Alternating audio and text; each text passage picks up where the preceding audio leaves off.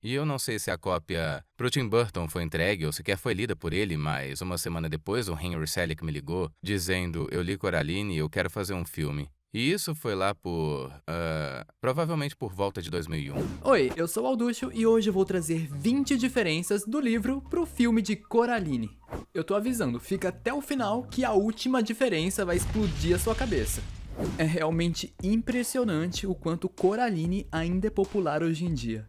E com a recente reexibição nos cinemas, parece que brotou fã de Coraline de tudo quanto é canto. Mas uma coisa que eu raramente ouço falar dentro do fandom é sobre o livro, que pra quem não sabe, foi o que serviu de base pro filme ser feito.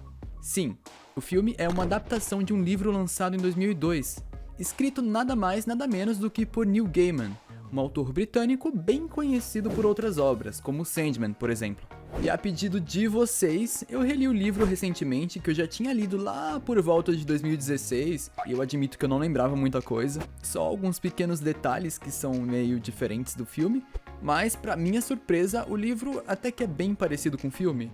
Então eu devo dizer que o filme foi até que bem fiel à obra original. E eu digo mais, a adaptação do filme conseguiu aperfeiçoar ainda mais a história de Coraline. Isso aqui é uma opinião pessoal, eu espero que ninguém se ofenda, ninguém que seja mais fã do livro do que do filme. Mas eu não sou muito consumidor das coisas que o Neil Gaiman escreve. E apesar de ter gostado bastante do livro, eu senti que faltaram muitas coisas nele. O que, na verdade, é bem incomum.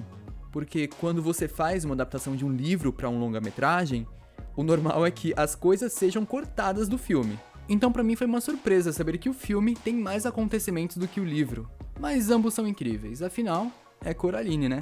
Tá, chega de enrolação, eu já falei demais, eu vou começar a falar com detalhes as diferenças do filme para o livro. Vamos lá. Começando nossa lista, a primeira diferença é que a porta pro outro mundo é diferente. Sabe aquela portinha pequena e fofinha que a gente conhece do filme? Pois é, você se engana se acha que no livro ela é igual. Na real, ela é bem diferente. No livro, ela tem um tamanho normal, como sugere esse trecho.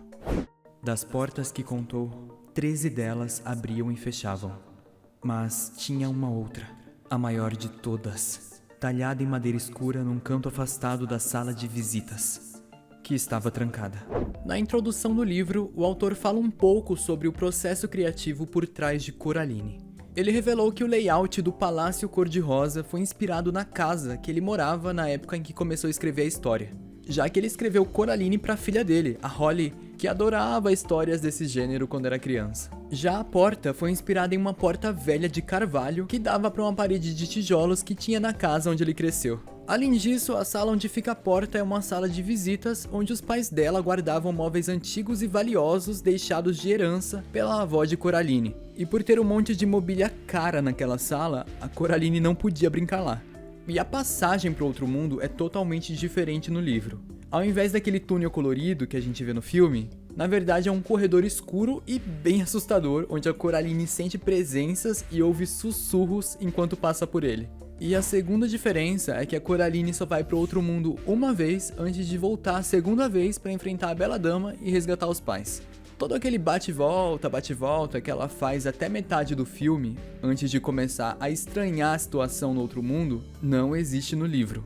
Ela só vai pro outro mundo uma vez, e na primeira vez ela já fica desconfiada dos outros pais. Inclusive, já na primeira ida, eles oferecem os olhos de botão. A terceira diferença é que o desaparecimento dos pais da Coraline demora muito mais tempo do que no filme.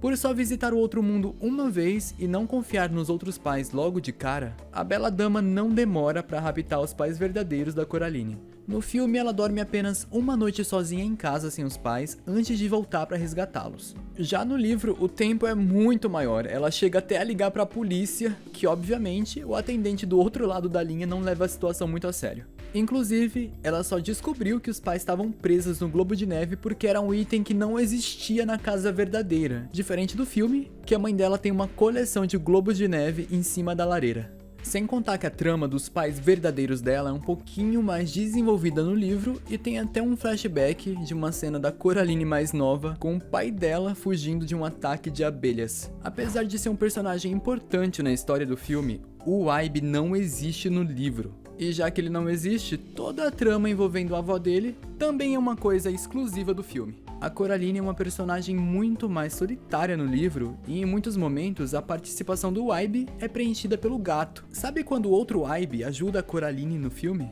Pois é, esse papel é preenchido pelo outro pai. Não de uma forma tão escancarada e significativa quanto o outro Wybie, mas ele é o único personagem do outro mundo no livro que demonstra ter alguma preocupação com a Coraline e tenta ajudar ela. E já que a pessoa que entregou a boneca pra Coraline no filme não existe no livro, a boneca da Coraline também não existe. Isso mesmo, a boneca que a Bela Dama usa pra espionar a Coraline e as outras crianças que vieram antes dela no mundo real não existe no livro. Ela é uma coisa exclusiva do filme. E a sexta coisa que não existe no livro é a cena do circo de camundongos. Apesar de não ser uma cena muito importante, eu acredito que ela é uma cena muito marcante para a maioria das pessoas que viram, né? Quando eu vi pela primeira vez, tendo noção que o filme era um stop motion, eu pensei, mano, como é que animaram isso? Tipo, é tanto camundongo, é tanto boneco. Imagina o trabalho. E apesar do circo ser mencionado pelo vizinho de cima de Coraline, a cena não existe no livro. E ao invés de camundongos, o que existe no livro são ratos. Ai, Alducho, mas qual a diferença? Gente, como um pai de hamster e um ex-pai de camundongos, eu posso te afirmar que não é a mesma coisa. Não é o mesmo animal. E sem ratofobia nos comentários, hein? Tô de olho. Inclusive no filme, os camundongos do outro mundo são ratos disfarçados. Como é possível ver no fim do filme, quando já estão completamente transformados e sem o disfarce de camundongos fofinhos? O Sr. Bobinski se chama Sr. Bobo no livro e ele não é russo. Sendo que o nome dele só é revelado próximo do final do livro e a nacionalidade dele de fato não é revelada. Só é especulado que ele seja de uma família romena ou eslovena. A pedra amuleto com um furo no meio é entregue para Coraline no começo do livro pelas senhoritas Spink e Forcible, após uma primeira leitura de folhas de chá. Já a mão com garras, que aparece nas folhas de chá, só acontece no final do livro, durante uma segunda leitura, depois que a mão da Bela Dama já foi cortada e se infiltrou no mundo real. O ataque do outro pai é diferente no livro. Aquela cena de perseguição no jardim não acontece como no filme. Ao invés disso, quando Coraline tá procurando pelas almas das crianças, ela vai até o outro apartamento que tá desocupado e encontra o seu outro pai no porão, que está lutando contra as forças da Bela Dama que controlam ele e tentando fazer ele machucar a Coraline. Lembrando que esse apartamento não aparece no filme. Nesse capítulo, ele é descrito com uma aparência monstruosa e sombria. E a cena dele perseguindo a Coraline no porão escuro é bem tensa, gente. Eu aposto que se isso tivesse no filme, ia ter muito mais gente traumatizada com esse filme hoje em dia. E chegando na metade da lista, a 10ª diferença é que a cena do poço não é igual. Diferente do filme, a Coraline já sabia que a mão da Bela Dama estava no mundo real procurando pela chave. Então ela bola todo um plano de encenação para levar a mão até o poço. E aí ela consegue selar o poço com a mão e com a chave da porta do outro mundo lá dentro. Bom, se tá gostando, já deixa o seu like e se inscreve porque deu uma trabalheira fazer toda essa lista. E agora eu vou pontuar algumas diferenças um pouco menos importantes, mas que também existem no livro. Diferente do filme, que a pedra com um furo no meio é destruída, no livro, Coraline devolve a pedra para as senhoritas Spink e Forcible. Outra diferença é que a Bela Dama não vira uma aranha no confronto final. E a icônica cena da teia também não existe. A sala permanece igual. E enquanto o gato tá atacando a Bela Dama, a Coraline simplesmente só corre pra porta. O eclipse de botão na lua também não existe. No livro, a Coraline tem bastante tempo para encontrar as almas. As almas das crianças são bolas de gude. A primeira ela encontra em um baú de brinquedos no quarto dela. A segunda está no teatro das senhoritas Spink e Forcible. E a terceira está com os ratos no apartamento de cima. E assim como no filme, ela consegue a terceira com a ajuda do gato. E diferente do filme, o poço, que é tão fundo que você consegue ver as estrelas, no livro ele tem um fim. E o jardim? O jardim não existe. Ou melhor, não foi criado no outro mundo, fazendo com que a cena icônica do jardim do filme não exista no livro. Além disso, no livro, mesmo no mundo real, os arredores da casa têm um visual muito mais de abandonado do que no filme. E o famoso quadro do menino até que existe no livro, mas é um pouco diferente de acordo com esse trecho. Depois fitou o quadro na parede. Não era igual. O quadro no corredor de sua casa era de um garoto com roupas antiquadas olhando atentamente para algumas bolhas. Mas, na obra que ela observava agora, o rosto dele tinha uma expressão diferente. Ele olhava para as bolhas como se quisesse fazer alguma travessura com elas. E a chave da porta não tem formato de botão. É apenas uma chave grande, escura, pesada e gelada, como descrito no livro. A cena de acrobacias das senhoritas Spink e Forcible não existe no livro. Ao invés disso, elas fazem um número com arremesso de facas vendadas e atiram contra Coraline. Por que será que mudaram isso, né? No livro, Coraline tem cabelos pretos, usa uma capa azul com botas amarelas e um cachecol vermelho. E antes de encerrar a lista, tem mais uma pequena curiosidade bônus que eu acho que muita gente não sabe. Eu mesmo não sabia, assim, eu imaginava, mas eu fiquei bem surpreso quando eu li na introdução do livro de que o nome Coraline foi resultado de um erro de digitação do nome Caroline, mas ele gostou tanto que decidiu manter. E aí, você sabia dessa?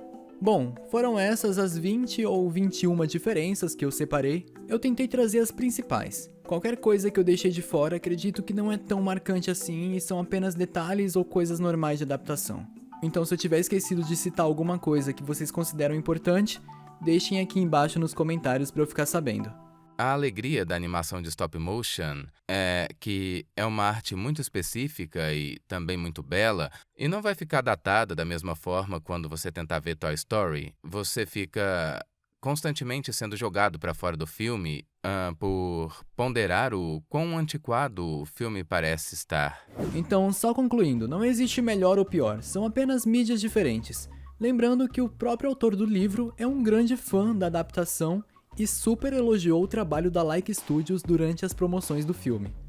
De acordo com o próprio Neil Gaiman, o primeiro manuscrito de Coraline foi enviado a Henry Selick, o diretor do filme, 18 meses antes do livro ser publicado em 2002, tamanha confiança que o Neil tinha no trabalho do Henry.